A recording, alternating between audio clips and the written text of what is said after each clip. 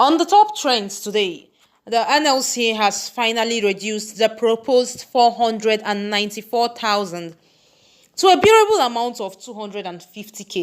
That's after cutting out everything they feel they can, the barest minimum. And the federal government had actually made an increment. Yes, they did something. But the shocking part of it now is that they've added 2,000 naira to the proposed 60,000. So they've agreed to pay a total of 62,000 to the Nigerian Labour Congress. That's not actually the painful part, where it now becomes terrible. They say they cannot, they don't have what it takes. All the states cannot afford it. That 60,000 will literally cripple the economy of some states. Do you agree with the states governors? Is that the state governors said that they can't even afford to pay 60,000 naira, talk more of adding 2,000. I mean, for instance, if you pay a minimum wage in Lagos, for instance, why should I pay that in UP or Sokoto? Do you understand? Let every governor decide, for his own state, by his own people, that this is what we can afford. And one will be like, why can't the Nigerian government pay their workers? But they end up lavishing money unnecessarily. You see them building roads, and who will really use those roads? Is it the citizens? Because you can't give them money to fend for themselves and you are expecting them to drive a car on the road. Don't get me wrong, true, all fingers are not equal. But the governors coming out to condemn the minimum wage as if it's a taboo or something not feasible. Why? When I know that the citizens of Edo State have actually collected their first 70,000 salary from their state government. Some states might not be able to afford it, yes, just like the former presidential spokesman, Doyin Ope, had said. But leaving the governors to pay their workers without a stipulated amount at least, and you end up seeing people receiving crayfish money, all in the name of minimum wage.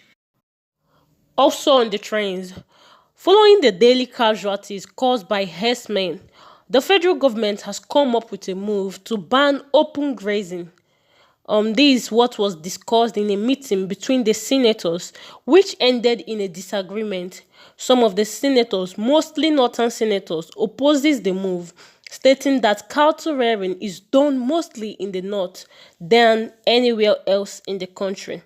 But the Senate President Godswill Akpabio insisted that cows are not Nigerian citizens, and this legislative measure is designed to address the challenges and conflicts associated with cattle rearing.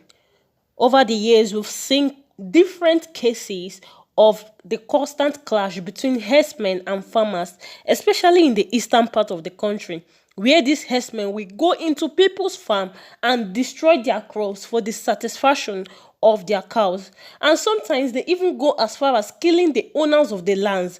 And of course, this has done more harm than good, as many people in many parts of the country are afraid to go to the farm, leading to the decrease in production of goods. Okay, still on the trends, the president, Tinubu, has commissioned the vice president's official residence. But should as much as $15 million, that's the equivalent of 21 billion naira, it has come to a time such a project in this country? The government at every level should show empathy to Nigerians.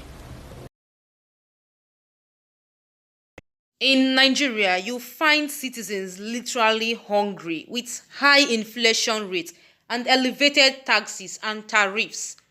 This really ruffles my feathers right now, because one would actually think that there are really more pressing issues to tackle. Nigeria can actually be linked to a third world country compared to the developed countries in the world. We are being milked of the little we have, and the state government can't even settle on a significant amount to pay their workers, while others are celebrating and commissioning a building that the monetary equivalent would do a great impact to eradicate poverty in Nigeria. We really need to be guided.